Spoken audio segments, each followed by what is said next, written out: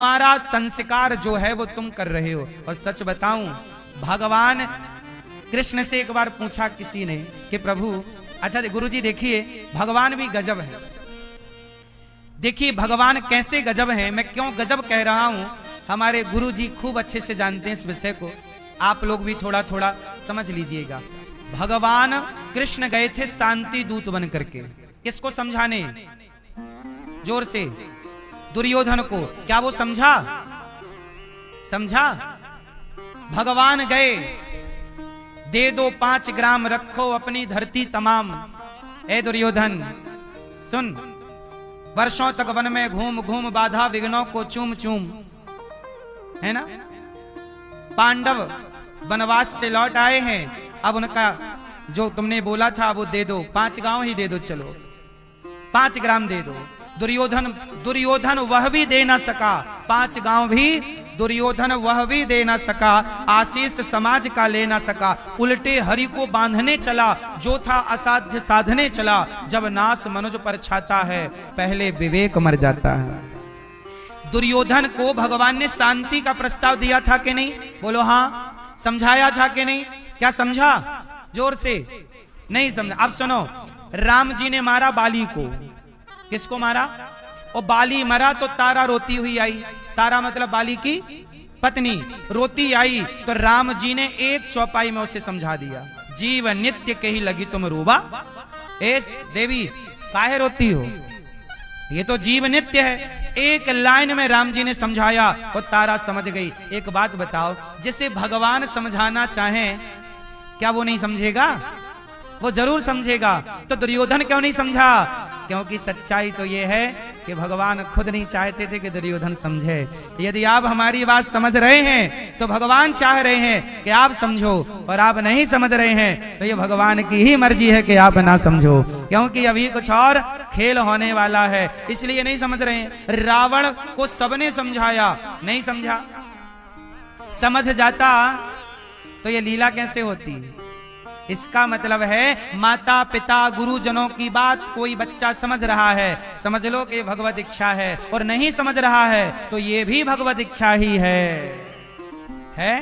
ये किसकी इच्छा है?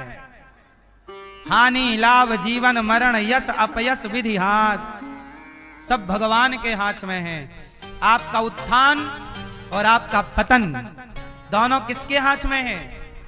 इसलिए जब उत्थान आपका हो, बढ़ो आगे, तो बहुत ज्यादा प्रसन्न होने की जरूरत नहीं, ईश्वर का भगवान का धन्यवाद दीजिए। और जब जीवन में परेशान हो तो रोने की जरूरत नहीं, ईश्वर की ओर देखो, ये भी भगवान की ही लीला है।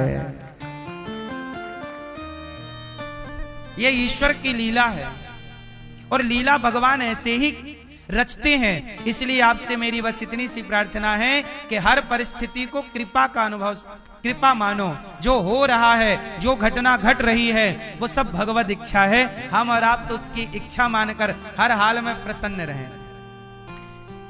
सही है? जीवन में परेशान नहीं होना चाहिए, हर परिस्थिति भगवत कृपा है। द्रौपदी की लाज लुट रही है, दुर्योधन कह रहा है कि आओ मेरी जंघा पे आकर बैठ जाओ, ताल ठोक रहा है। क्या मर्जी है? किसकी मर्जी है? पूरा खेल। इसलिए तो गांधारी जी इस रहस्य को जान गई, तो बाद में शाप दे दिया, आप चाहते तो रोक सकते थे कन्हैया, आप चाहते तो मेरे पुत्रों को इस महाभारत से रोक। भगवान बोले मैंने रोका था, शांति प्रस्ताव लेके गया। भगवान भी बड़े लीलाधर हैं। गांधारी ने कहा जाओ, हम आपको शाप देती हैं, जैसे हमारा वंश आपस में लड़के मरा, आपका भी मरेगा। खग जाने खग ही की भाषा। इसलिए मेरी मां, जो कुछ है सब इनकी मर्जी है। इसलिए हर परिस्थिति आप प्रभु का स्मरण कीजिए, भगवत चिंतन कीजिए, और बस बारिश को आप रोक नहीं सकते, पर छाता लगा के अपना बचाव कर सकते हैं। उसी तरह आने वाली विपत्ति को आप रोक नहीं सकते, आने वाले समय को आप रोक नहीं सकते, आने वाले भयंकर कलयुग को आप रोक नहीं सकते, पर भक्ति का, कृपा का छाता लगा के प्रभु की कृपा का आप अपना बचाव कर सकते हैं। अपना बचाव कर लीजिए, क्योंकि आप विधाता की इस विधान को आप और हम रोक नहीं सकते, क्योंकि युग का प्रभाव है, युग धर्म है। तो भगवान बाल लीला करते हैं, कभी भगवान मिट्टी खाते हैं, कभी भगवान गोपियों के आगे नाचते हैं। ताही अहीर की छोहरियां छछियां भरी छाछ पे नाच नचावे, जगत के पालनहार को नचा रही हैं गोपियां। सच बताओ किसके बल से नाच रहे हैं भगवान? गोपियों के बल से या प्रेम के बल से? भगवान किसके वश में हैं? जोर से। भगवान प्रेम के अधीन हैं, बिक जाते हैं भगवान। है कोई खरीदने वाला? प्रेम में बिकते हैं। कब शबरी काशी को धाई, कब पढ़े आई गीता, साचे मन के मीता रघुवर साचे मन के मीता। रावण जैसा ज्ञानी राम को ना पहचान पाया, और सबरी जैसी अनपढ़ एक माता जो जंगल में रहती वो राम को पहचान गई। रावण नहीं पहचाना, इसमें भी राम की लीला है, और सबरी पहचान गई, इसमें भी राम की लीला है। आप नहीं पहचानते भगवान को, आप भगवान की भक्ति नहीं करते, इसमें भी ईश्वर की मर्जी है, और आप भगवान की भक्ति करते हैं, इसमें भी ईश्वर की मर्जी है। आपसे कराना चाहते हैं और इनसे कराना नहीं चाहते। भगवान अपना प्रेम अपनी भक्ति सबको थोड़ी देते हैं। जिनको दे दिए तो कृपा है, नहीं दिए तो भगवान आपको वंचित रखना चाहते हैं। बताओ ना, राम को शबरी पहचान गई, पर रावण जैसा ज्ञानी क्यों नहीं पहचाना? है सोचने वाली बात कि नहीं? रावण तो कितना ज्ञानी था, उसके समान ज्ञानी कौन, लेकिन वो नहीं पहचान पाया। चलो एक दृष्टि ये भी कहती है पहचान गया, खर दूषण सम मोहि बलवंता, तिन्हि कुमार बिनु भगवंता।